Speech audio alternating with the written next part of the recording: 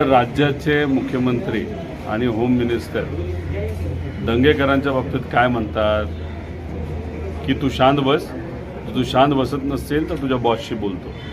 आणि दादा काय म्हणतात की दंगेकर विसरून गेलेत की ते कुठेतरी काँग्रेसमध्ये नाहीत आणि शिंदे गटामध्ये आहेत। हे दोन नेते दंगेकरांच्या बाबतीत काय करण्याचा प्रयत्न करतात की दंगेकरांवर प्रेशर आणून जो माणूस लोकांच्या वतीने गुंडागर्दीच्या विरोधात बोलत आहे त्याचा आवाज हा सत्तेचा वापर करून बंद करण्याचा प्रयत्न तिथं चालू आहे।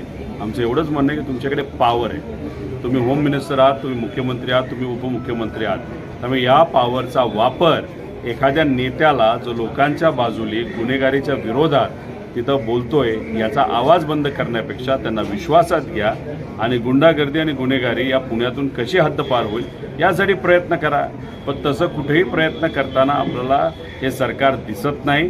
आणि अजून एक गोष्ट आपण समजून घ्या की 12,500 सिरियस गुन्हे हे या शहरामध्ये आणि या भागामध्ये तिथं नोंद झालेले आहेत। दर 3 दिवसात 2 दुर्दैवाने बलात्कार तिथं होतात, दर 3 दिवसात 2 विनयभंगाच्या केसेस तिथं महिलांच्या बाबतीत घडत असताना आपण सर्वजण बघतोय। म्हणजे पूर्वी हे विद्येचं माहेरघर असं समजलं जायचं, ते आज गुंडागर्दीचं हे माहेरघर आहे का असं कुठेतरी आता म्हणावं लागतंय। त्यामुळे सरकारली नेत्याचा आवाज बंद करण्यापेक्षा गुन्हेगारी कशी या पुणे शहरातून संपेल यासाठी तिथं प्रयत्न करा। पण झालं असे की कॉन्ट्रॅक्टर आणि गुन्हेगार आणि गुंड प्रवृत्तीची लोक यांनाच पाठबळ देताना हे सरकार आपल्या सगळ्यांना दिसतंय।